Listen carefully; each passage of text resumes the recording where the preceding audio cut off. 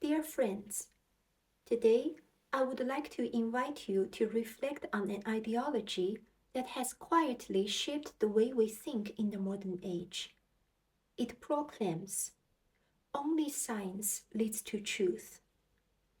Only that which can be verified, measured, and repeated deserves to be called real. Everything else, faith, emotion, philosophy, poetry, ethics, if it cannot be quantified or verified through science, is considered suspicious, relative, or even meaningless, just illusions.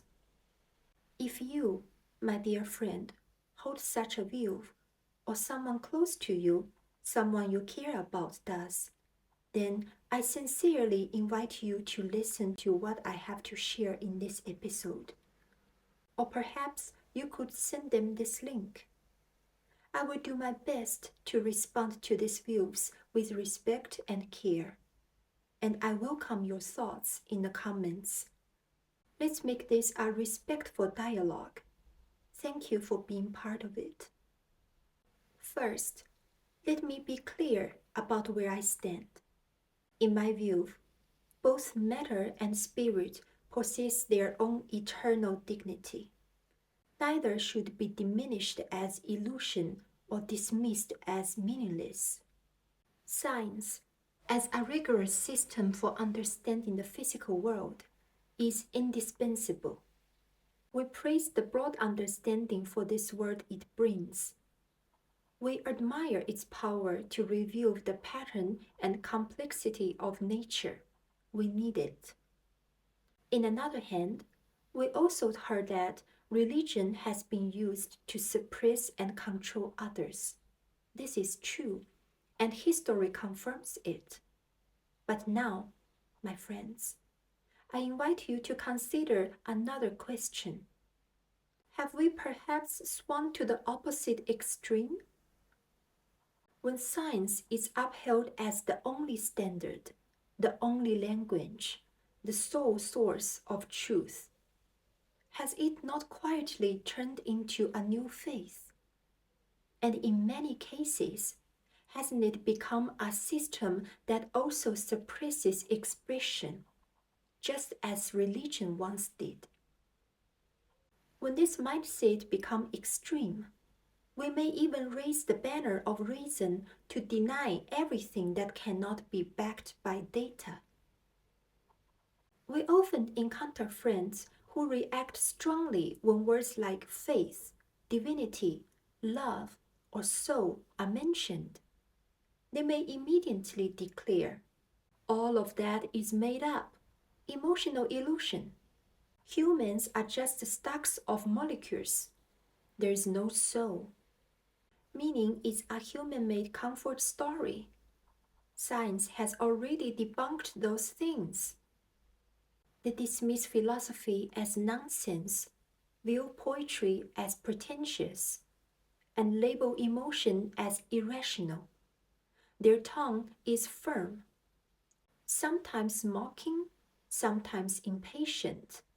It seems that if you say one more word, they'll feel the need to defend modern civilization by launching one more victory for rationality. But, my friend, have you ever wondered, are these strong reactions really about logic? Or is it possible they too once hoped, once believed, once longed for something greater, only to have that hope collapse? Perhaps they once prayed for a loved one who eventually passed away. Perhaps they grew up in a religious environment where they were shamed or silenced. Perhaps they once believed love conquers all, only to be met with betrayal or ridicule. Perhaps they once asked the universe a question in the dark and heard no reply. And so they told themselves, never again. Belief leads to pain. Since then, they've treated all transcendent language as threat, or spiritual expressions as pretense.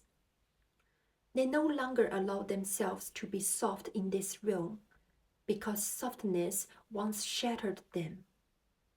You may simply say, I feel that life has some deeper meaning. And they shoot back, there is no such thing. You are just afraid of death. You might mention sensing a mysterious order of the universe. They snap. Don't romanticize it. Life is just biochemical reactions. Why such intense responses? Not because you are illogical, but because you awaken something in them that they've locked away. The words you speak, faith, meaning, soul, are the very words they once tried to believe and got nothing but hurts. What they are really trying to do is not rejecting you, but performing an internal purge, exiling the part of themselves that once believed. To avoid being hurt again, they must deny what you say, because in your voice, they heard the echo of their former selves. Psychology tells us this. That which we reject most fiercely is often something we once longed for and couldn't attain. Extreme opposition is often grief left unfinished. So let's recognize this. Those who mock belief, deny meaning, or shame spiritual expression, they are not enemies. They are people who need to be gently seen and gently heard. They are not out to destroy truth. They are simply too afraid to hope again. Perhaps they once followed a religion, loved someone deeply, believed in beauty, meaning, or the soul, but at some point, that belief shattered. And so they say, never again. I won't be fooled by illusion. They turn to science, not out of curiosity, but for protection. Because data won't betray them. Graphs won't abandon them. They wear the armor of reason, turn falsifiability and empirical verification into their new scripture. Not because they are stronger, but because they too once sought meaning and no longer dare to believe. They say believers are afraid, but the truth is they are afraid too. Only their prayers are different. They pray by quoting peer-reviewed papers. They find refuge in shaming others' spirituality. But dear friend, that too is a form of faith, merely in another language. Once, someone challenged me with great confidence. If you could really prove God exists, you'd already be on the news. Why are you still here? It sounds like a bold question, armed with rationality, aimed to silence any notion of the divine. But what I heard behind it was not arrogance, but a kind of sorrow, a desperate hunger for meaning, yet too vulnerable to admit itself. So I gently asked in return, dear friend, can you prove the meaning of your existence with scientific data? Don't misunderstand. I'm not trying to invalidate you. I just want you to see that the logic you use to question others might apply to yourself as well. Some truths exist beyond what science can measure, even beyond language itself. That doesn't make them unreal. In fact, you are experiencing them with your own life. The warmth of human care, the fragile beauty of trust, the radiance of love. As well as right now, my friend, a heart from you that yearning to be understood. These are not illusions. They are structures of being, unmeasurable yet profoundly real. And let me share with you some very real data. You breathe around 550 liters of oxygen per day. That's over 200,000 liters per year and 14 million liters over a 17-year lifespan. You will eat approximately 60 tons of food, drink 50 tons of water, and produce 40 tons of waste in your lifetime. You will generate around 1,100 tons of carbon dioxide, enough to melt a chunk of Arctic ice months ahead of schedule. Now please ask yourself, does what you leave behind outweigh what you consume? Also, how many times have your words caused someone pain? How often have you spread anger, misunderstanding, or apathy? How many people's sleep, immune system, or emotional well-being have you unknowingly harmed? And how many times have we been filled with regrets, wishing we could turn back time and undo the harm we caused to others? Yes, this is who we are, human. We are fragile and far from perfect. We have placed a heavy burden on Earth's ecosystems. Our consumptions and waste of resources call for deep reflection. We have, both intentionally and unintentionally, caused pain to others, from a single word of insult to wars between nations.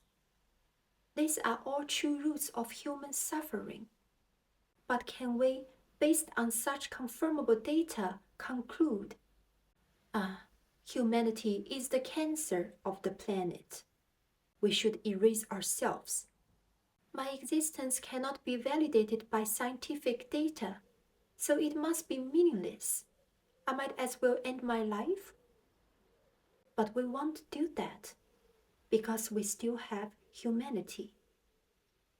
Dear friend, these questions are not meant to negate you, but to gently show you if we rely solely on scientific data or evidence to prove the legitimacy of existence, including ourselves, then each of us will struggle to even find the validity to continue our life. Your love, anger, fear, beliefs transcend the measurable boundaries of data. What we truly need is not to deny others' ways of exploring meaning, but to return to a common starting point. We are all trying to understand the same question in different ways. Why do I exist instead of not? Let me gently ask you, when you sharply raise those questions in rational language, have you ever thought, can you also be measured by the standard you set? You say, without data, without evidence, it cannot be accepted as true. But please allow me to gently remind you, in your lifetime, how much kindness, tolerance, effort, perseverance, never recorded by data or qualified in the scientific language, yet always happening authentically. You still live every day, eat, breathe, work, argue with others, yearn for understanding. Perhaps none of this have ever been scientifically proven to be meaningful, but you still do them. You still want to live a life of some worth. This in itself already indicates you also don't truly believe that only those measurable and can be scientifically proven can be recognized as real. You disagree this by yourself, because you are just like every one of us. You also long to be loved. You also want to know why you are here. You also get struck by unspeakable emotions in the middle of the night. You are also seeking answers in your own way. You just haven't realized that you are not walking a more correct path than others, but a similarly winding, similarly real path of humanity. You may have mocked others for living by faith, but you haven't noticed. You, yourself, are also perceiving with an unproven belief. Perhaps believing that science will eventually solve everything. Perhaps believing that order is superior to chaos. Perhaps simply believing that living diligently is the only way out. None of these beliefs have a quantifiable unit to measure, yet they still support you. So, I do not intend to criticize you nor to deny you. I just want to gently remind you, your rationality is precious. Your questions are worthy of respect. But your softness and scars are equally real and deserve to be heard.